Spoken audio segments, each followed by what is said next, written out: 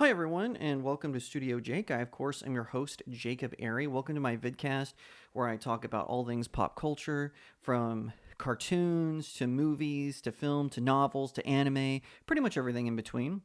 Before we dive into the topic, I did want to tell you that I write novels.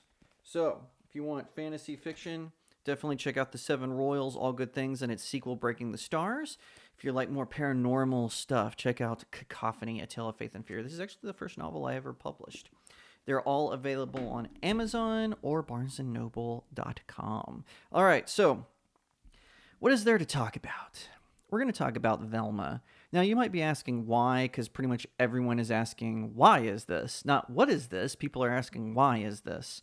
And I watched the first 4 episodes. I was actually out of town during its premiere, so I wasn't able to do a video. And I tend to not like to judge TV shows on their pilot too often. I did, obviously, for the Walker remake, the atrocious Woker Texas Ranger. I did that one because that one was just so terrible. It was so bad. But typically I like to give the show at least 2 or 3 episodes in before I decide, if this is going to be a good show or not.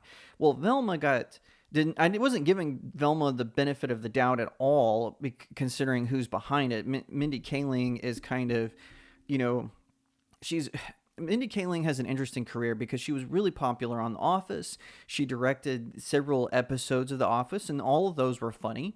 And, she wrote a couple episodes, I think, and then she starred in her own sitcom for a number of years. And I was not impressed with the sitcom. I did not think it was funny at all. I mean, it had funny moments, but it wasn't funny overall. And she finds herself in like this weird sort of place in Hollywood because, because of the rampant misogyny in Hollywood, actresses have a shelf life. I would prefer it not to be that way. I think if you're a talented actress, you should act in a film or TV show or voice act based on your talent availability, not because of your age demographic. And, I think that going into animation is something that a lot of actresses who feel like, oh, I'm not getting the roles I used to because of the Harvey Weinsteins of Hollywood, I'm going to go into voice acting. We've seen this several times. And now so I think that's how Mindy Kaling got into animation. Now, if you have any kids, I try to keep my vidcast episodes, I try to keep them PG. I try not to use coarse language. I try to do this because I know that parents might want to know what their kids are going to be into, what's on television, what I think is, in my opinion, obviously, what I think they would enjoy as well. So I know parents like to watch my vidcast with their children. I've actually gotten messages from some of my subscribers saying, hey, I watch your vidcast with my kids. And, great. I'm always happy to have, even though I don't design my vidcast to be for children, I'm glad that parents find something that they can enjoy with their kids. Now, but I'm going to have to give a content warning because of Velma itself. Velma is probably one of the worst animated shows I've ever watched. And so going into this, I have to give a content warning because there's just no way I can tone down my rhetoric a little bit about the show. So you've been warned. I'm just throwing that out there. Now, again, this is nothing against Mindy Kaling personally or even her past in The Office. I'm not saying she's a terrible actress or writer or director, but this show, she should be embarrassed by this show. And I say that a lot. Like whenever there's a bad film or a terrible movie, I'll write, if I was on the staff for this movie or the crew or the cast, I would be embarrassed by this. Like I've said this is a common phrase that I use. And it hasn't been more true than with Velma, which the first 4 episodes, they're not funny. And this show is not, it's weird to say because they don't really say who the show was for. So, I was watching the trailer And in the in the first teaser trailer, where it's Velma emailing HBO Max complaining about a fictional remake of the Jetsons where Judy Jetson isn't boy crazy, and she's like, "Oh, at least Judy Jetson is still white," and it's like, and then she gets attacked by someone, some unseen person, woo. And right off the bat, they're attacking the fan base. Well, when you watch the show, you're like, who is this for? I don't understand, because it's certainly not for Scooby-Doo fans. In fact, Scooby-Doo fans are mocked in the show. And, there's like been this pushback within the last couple of years against adults watching animation. I think that's atrocious. Animation is an art form. Now, are certain, like, I don't watch Bluey, that's strictly for kids. I don't watch Peppa Pig unless I'm with my niece. I don't go out of my way to seek out children's content unless I want to review it because I think it's a good family film. That's the only motivation I have for that. But in the show, they make fun of adults who watch cartoons. Well, someone who's not up in the pop culture news, who's maybe doesn't understand the political pandering that's going on behind the scenes, they might see a trailer for Velma and think, oh my gosh, Scooby-Doo, I used to watch that show as a kid. I'm going to check it out. Hey, I might even put my 6-year-old in front of it. And that's a terrible thing to do, because there's no humor in it, for one thing. All of the jokes fall totally flat. They basically have exactly 4 different types of jokes. And one is anatomy jokes. There's constant references to people's privates. It's gross, and it's inane. It's trite. What the heck? That's the best you can do? Really? Then, of course, there's racially motivated jokes. We hear this all the time because everyone is swapped in this show. So Velma being voiced by Mindy Kaling, she's Indian now. Daphne being voiced by Constance Wu is Asian. Shaggy is now Norbert, which apparently is Shaggy's given name. Don't care. I didn't know that, but before I did the research for this, I was just thought Shaggy was his name. He's black now. The only one that's the same is Fred. Oh, but wait, I'm going to just put a pin in Fred. I have a lot to say about that. Then, of course, there's the sexual identity jokes, non-stop references to it. It's like they took one joke and found 5 different ways to tell it. And eventually it just got old after a while. And even the jokes themselves aren't that funny. But you're kind of just go, okay, I get it. And then lastly, the meta jokes. Oh my gosh, they would just not stop. It was like they were saying, they wanted you to say, oh yeah, I get it, you're clever. But you're not clever. None of these jokes are clever. They make constant reference to, past things. And one of the worst, most insulting jokes is they took phrases from the original Scooby-Doo. So they said Zoinks, Jeepers, and Mystery Machine. But instead of connecting them to the lore, they made them illegal drugs. Who does that? That's what I'm saying. This show is meant to mock and vilify fans of Scooby-Doo. And that's just crazy. And, and on the sexualization things, these are teenagers. Most of them in the show are not even old enough to drive. I think Norbert is the exception. I think he's 16. Everyone else is at least 15. And they have like the scene. The opening scene is Daphne in the shower with other teen girls with their, parts covered in soap suds. It's like, what? Why are you doing this? And that's what you're first thrown into, as well as cockroaches doing the mating dance, if you catch my drift. What? That's not Scooby-Doo. It's like they said, hey, let's take the worst aspects of South Park and Family Guy and then put them in Scooby-Doo. And it's like, it's so hypocritical, because Hollywood is constantly saying, oh, we're going to avert the male gaze. Oh, we're going to avert the male gaze. We're going to avert the male gaze. Women have to be androgynous and men have to be betas. But then they want to shove this in your face. The sexy was constantly thrown at you. It made no sense. And, when it comes to the characters, Imagine taking, so if you look at the show, right? Fred was the leader. He was smart and capable. He was sort of, kept the morale of the group. You had Daphne, who, yes, she was danger prone and a little bit clumsy, but she was still smart. She was the person who could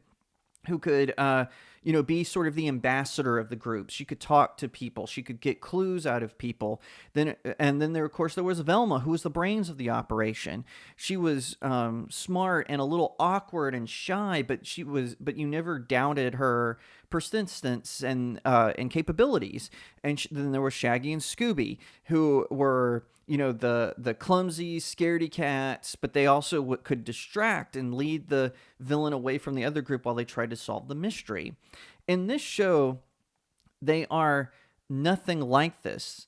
Daphne and Velma might as well be the same character.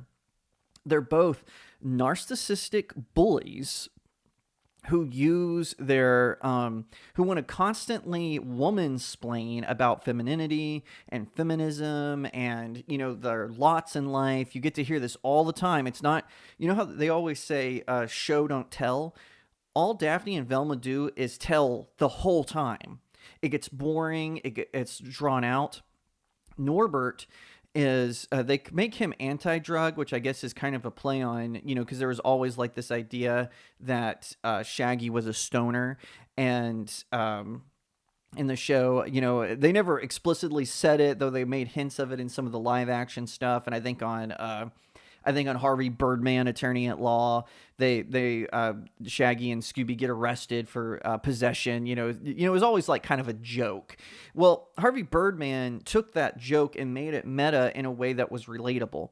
In this show, he's like so anti drug. He's kind of a simp for Velma.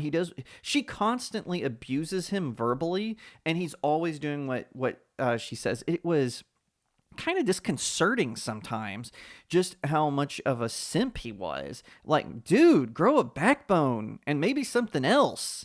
I mean, come on. And they were saying that they wanted to eliminate sort of stereotypes. But to me, they fill him up with stereotypes. He's constantly talking, making these weird music references, and and he's the one that has the van, and his dad's the guidance counselor, and all this, and his mom's the school principal. Like, they load him up with sort of black stereotypes in this show. They even make a joke that, because Velma and Daphne kiss, they even make a joke that he's now he's the straight friend in the rom-com, and the gay rom-coms and all that. The worst though is Fred, and constant jokes about how small his anatomy is. Constant. It is non-stop, especially in the first 2 episodes. It's like, give the man a break. Gee whiz. The running joke is, so Fred goes from being this capable leader who is kind of, the morale keeper of the group. Now he's this rude bully that Velma, at least in the first 3 episodes, is constantly lusting after, and then until she kisses Daphne, and he's so pampered by his wealthy parents that he can't even cut his own food or bathe himself. And what? How is that funny? That's just what I wanted to see when I was watching What's New Scooby-Doo. I wanted to see an incapable Fred who couldn't even cut his own steak. And what's worse about it is Velma frames him essentially for the crime, because what the premise of the season is, there's some killer going around who's cutting out brains of people, and Velma basically frames Fred for it. And then on the stand, when she reveals that he's innocent, then she mocks him. To show his innocence, they show him how he's incapable of cutting his own food. So not only did she frame him for a crime he didn't commit, which he still goes to jail for, by the way, not only did she do that, she also mocked him on the stand at the trial. Yeah, how about that? Isn't that funny? Ha ha ha ha ha. Yeah, it's okay when he is the target of, him and Norbert are the target of abuse, but anytime someone makes a joke about the women. Oh no, they literally pull out feminine mystique, which I don't know if you've read that book. It's terrible. It's long, it's boring, it has no point to it. It's probably one of the worst books that exploded in modern feminism. I don't know why people think it's so good. I've read it. It's terrible. And they literally pull that out for Fred to read. Why does Fred need to read anything? He literally got framed by the main character. She should be the one who's reading stuff. It's absolutely ridiculous and silly, but not silly and haha silly. Silly as in that's silly.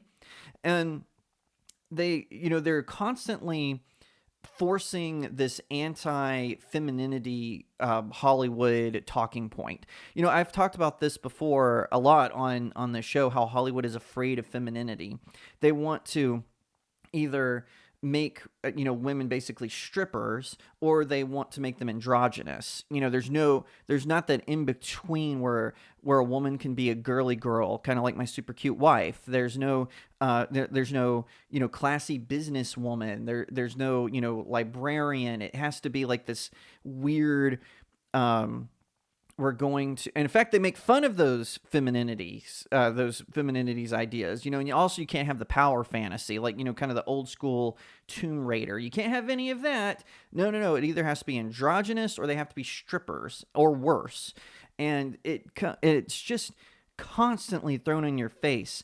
And it makes, and also they kind of debate about what kind of feminism they're going to go for. So they're going to go with Velma's judgmental, mean, unkind, uncaring jerk, or they're going to do the Mean Girls, vapid, look at me, TikTok generation sort of ideal. And they can't decide which one they like more, because every episode it changes. So first it's Velma, then it's the Mean Girls, then it's Velma again, and then it's the Mean Girls. And they can't decide. They cannot make up their minds because they can't do anything original because they can't. They're incapable of doing this. Woke political pandering is one of, it just drains your brain of anything creative. And the last point I want to make is there's no Scooby. We heard for a while that maybe one of Norbert's girlfriends may be Shaggy. I don't know if that's going to happen. That's possible. It's still possible. But honestly, without Scooby-Doo, there's no heart. That's one thing, I was kind of comparing everyone, and I sort of lumped Scooby in with Shaggy, and that is true, but Scooby-Doo was always the heart of the Mystery Machine. We had, whether it's Scooby-Doo, Where Are You?, What's New, Scooby-Doo, and so on, all the different, crossovers that they had. Scooby-Doo was always the heart of the matter. He was always the one, even with Scooby-Doo and Scrappy 2, which is probably the worst of all the Scooby-Doo lore. He's never seen, and without him, the heart of the show is missing. And it's so obvious. I honestly think Mindy Kaling originally pitched the show to HBO Max as a show about herself, about how selfish and narcissistic she is, but no one wants to watch that, right? We already saw that with the Mindy Project. And so what do we do? So she said, hey, what's this IP that has a built-in fan base? And it turns out it's Scooby-Doo. I honestly think that's what happened, is we saw there's just a total creative bankruptcy going on at Warner Media, and not just Warner Media. We see this with what's happening with Disney and with Paramount, with Lionsgate, with Netflix, with Amazon Studios. They have to keep ruining set IPs because they are running out of ideas. Any sense of normalcy. We see this with, everyone knows that I think Zack Snyder is a hack. He's probably the worst active director, at least in mainstream Hollywood. And what does he do? He's going to make Rebel Moon, which is, just a rip off The Seven Samurai, Star Wars, and a Vox Day novel. He can't do anything original because Hollywood is just so creatively bankrupt. So, take what you will from this. I hope my thoughts kind of ring true with you. I'm going to do a full review of the show when the season is over, so pray for me. Even if you're an atheist, please pray for me. I'm going to try to get through the whole thing and give you a review. I'm not going to do it here, though. I'm going to do it on my website, StudioJakeMedia.com. So, should you watch Velma? Absolutely not. Don't waste your time.